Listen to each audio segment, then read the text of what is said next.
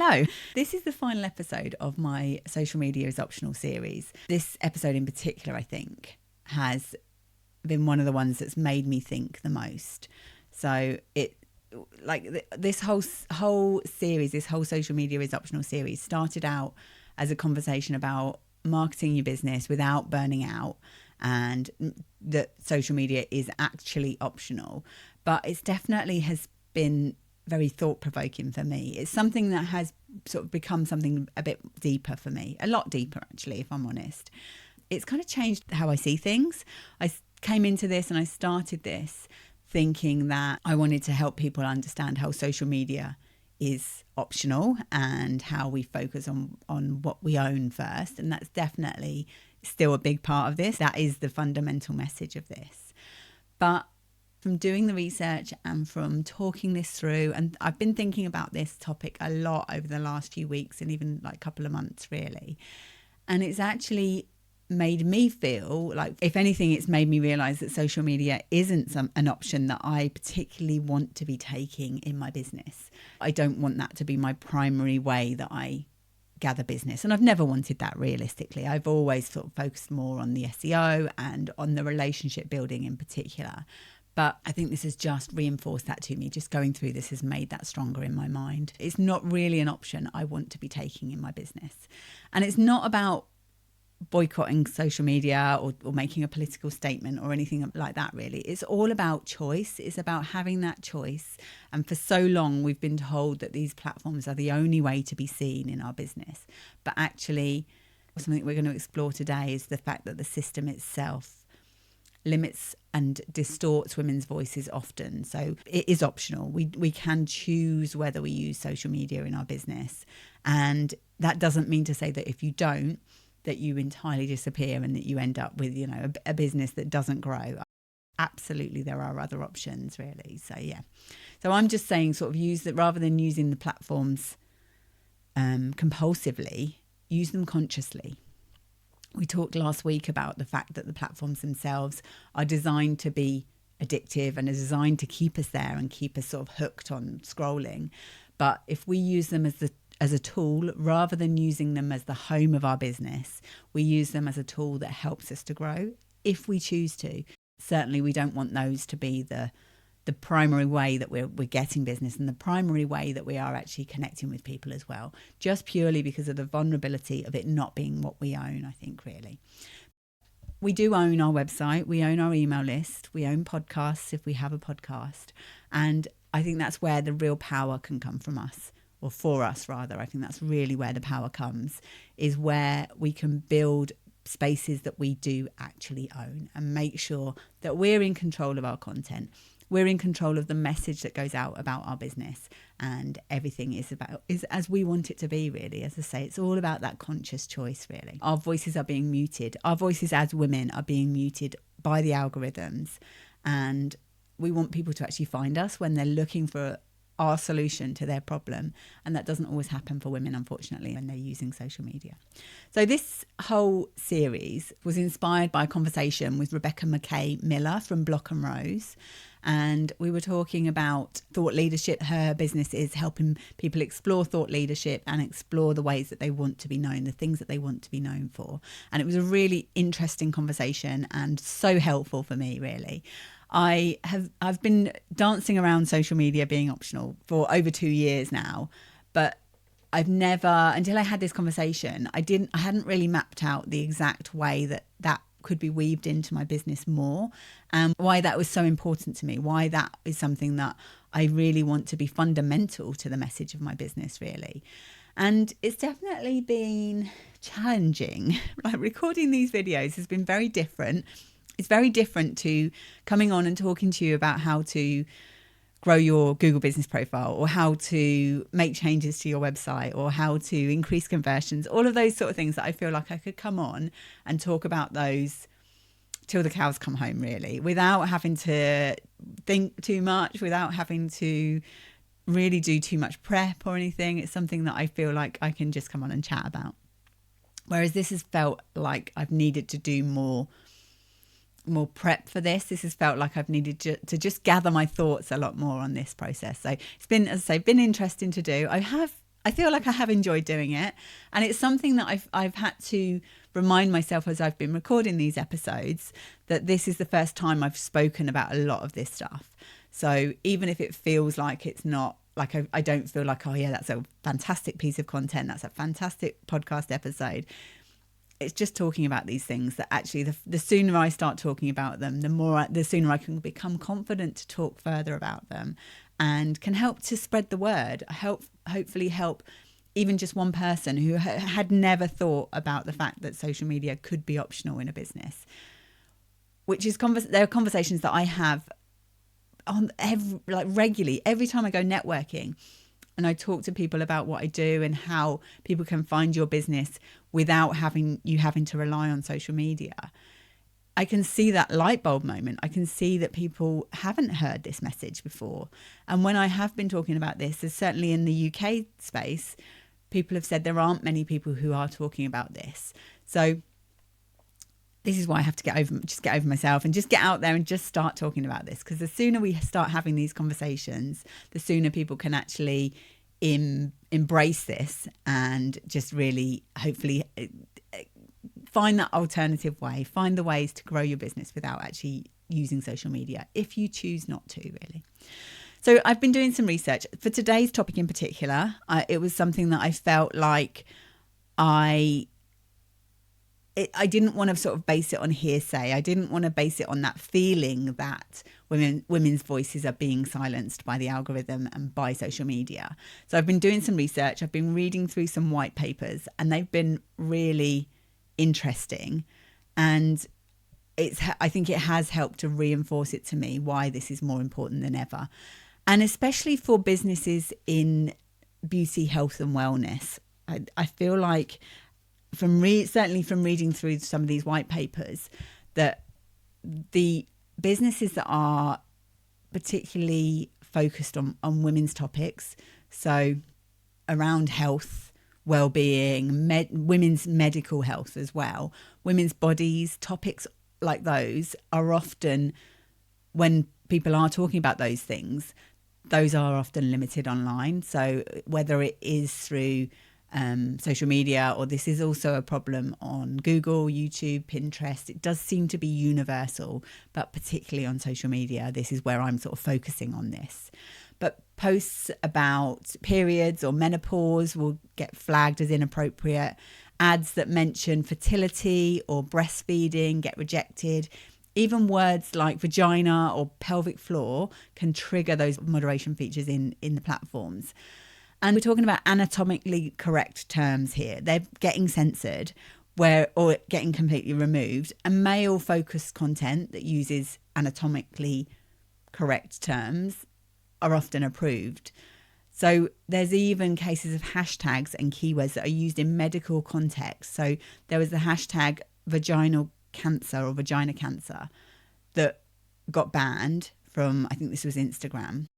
Obviously such an important topic. If these kind of things are actually getting, like these medical things are getting banned, or even shadow banning is another thing I was reading about, the fact that the content is then made less of a priority in our feeds or made unsearchable, both in paid ads and in organic, then this is a real problem, because these businesses that are using these kind of words, that using these keywords, are helping people to understand, helping women in particular to understand more about their bodies and get help for medical problems that they need to get the word out there about this, really. So the company Censorship, they did a survey, and this was the white paper that I was reading, but they did a survey, and over 90% of the people who responded to this survey had issues with censorship. And it does vary from platform to platform. Instagram seemed to be the one that was really a problem for this. Over 90% of the people who responded said that they'd had problems on Instagram. And I think it was about 54% or something like that on Facebook. Lower on TikTok as well. But yeah, that could be the people that were responding might have been using Instagram more. But I think it's really important to understand this, that actually this is a real problem. This is not just hearsay. This is something that is actually happening. And it's about those serious topics that really do need to be out there. And when it's a company that is verified and professional, and this is what they do, they're actually medical companies that help with people with this, or even if it's not medical, if they are companies that are helping women with women's issues, then we need that content to be able to get out there and to be able to get in front of the right people. And there's also an issue with bias between men and women's posts. So when men and women post similar content, the studies show that men's posts often reach far more people. So Jeremy Stockdale talked about this on LinkedIn, how women's voices and comments often get much less engagement and reach than men's talking about the same topics. There was something, I'm just going to read you a little bit from this post that they did. So this is a post from Matt Lawson, who said, so the same content was published by all of us. There were 4 people that were in this experiment. So there was Cindy Gallop, Jane Evans, Matt Lawson and Stephen McGuinness.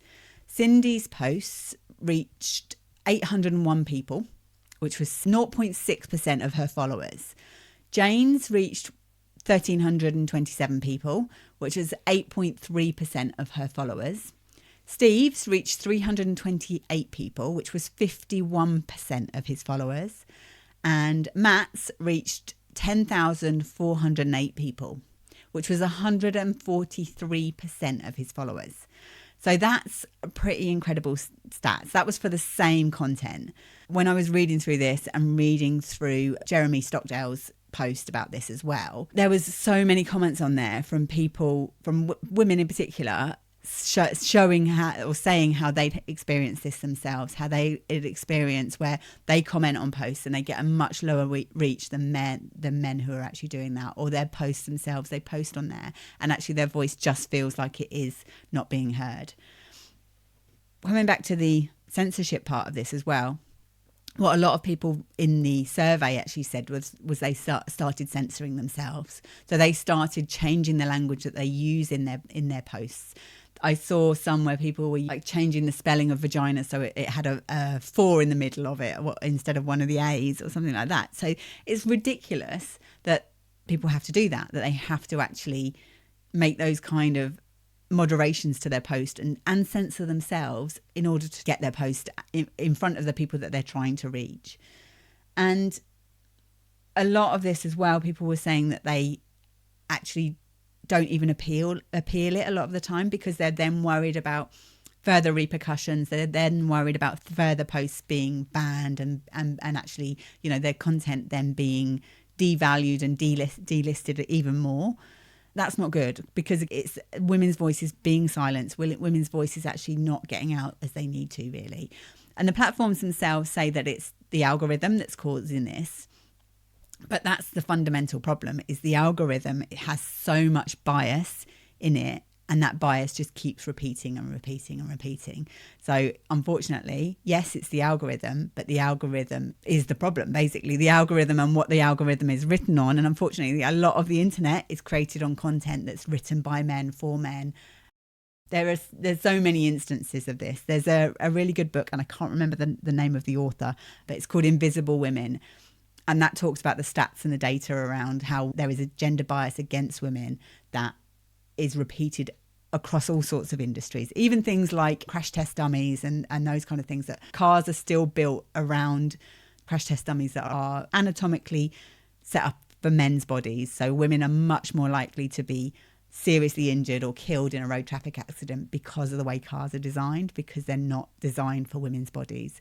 So anyway, that's a little bit, that's today's tangent. That's a little bit of a sidearm there to what I was actually talking about. But why this matters, why this is important for you when you're trying to get your business out there and you're trying to connect with people, is you can spend hours creating something valuable that is really helpful for your audience, but you still are going to feel invisible. And it's not because your content isn't good, but because the system wasn't built with you in mind, basically.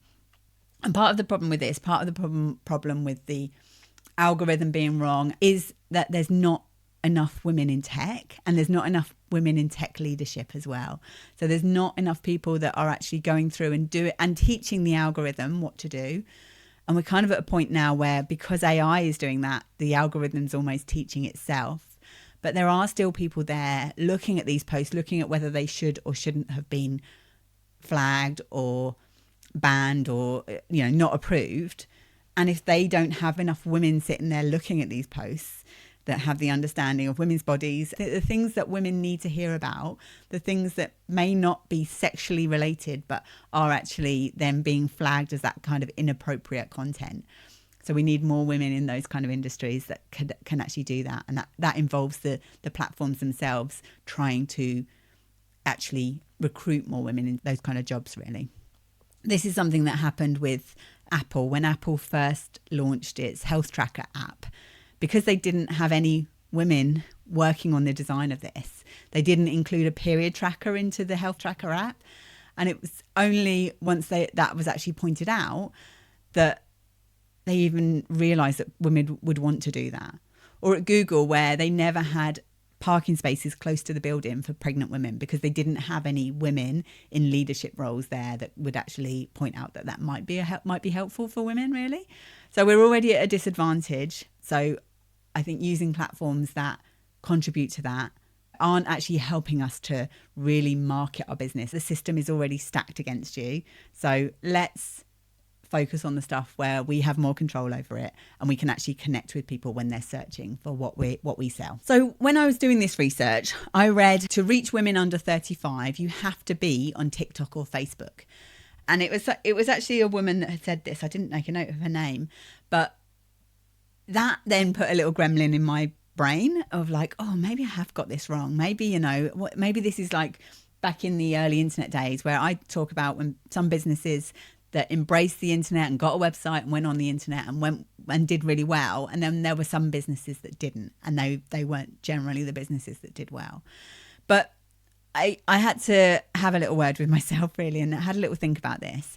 And actually, back in the early internet days, if a business didn't have a website, they were basically invisible. You still had the yellow pages for a while and those kind of things, but it was something that the world was moving that way. And I was thinking, are we moving to that point where you have to have social media to get found? And actually, I don't believe you do. I honestly believe that if you're not relying on social media, it doesn't make you invisible. It just means that you're choosing how to stand out. You're choosing smarter ways, calmer ways that align with your business. So through your website, through Google Maps, through your podcasts, or through your email list, or other ways like people can search for content. So whether that is Pinterest or YouTube, but ways that actually you invest in your own content first. And that is actually the truth. There are plenty of businesses out there that are thriving without relying on social media. I think assuming that capturing women's attention is only something you can do if it's a platform that's owned by somebody else. And it's just not true. It really isn't. So if you've followed this series from the start, this social media is optional series from the start, you know that we began in episode 102 where we were exploring how to build a calmer business without that constant posting. And then in episode 103, we talked about why your website should be the hub of your content. In episode 104, we talked about how we've been sold a lie. And then last week in episode 105, we talked about how the platforms are deliberately designed to be addictive. And now in this final part, we've looked at something deeper, how women's voices are often limited by the very systems that we're told to depend on and to rely on, really. So if any of these episodes spoke to you, go back and listen again with fresh ears. You might hear something now that you've seen the full picture, you might hear something different. So maybe this week, instead of focusing on another post or spending hours scrolling, take one small step towards reclaiming your space. Update your website, start a newsletter, or refresh your Google business profile. And if this series has sparked something in you and you feel that there has to be a better way, I would love to help you build it. Inside the Website Growth Club, we turn these ideas into real visibility strategies that feel calm, clear, and genuinely yours. If you're craving a deeper support, we can map it out together with a one-to-one, or join the Website Growth Club. Visit thewebsitesuccesshub.com to find out more. But however you choose to do it, I hope this series has reminded you that your voice and your business matters, and you don't have to fight the system to be heard. And above all, social media is optional.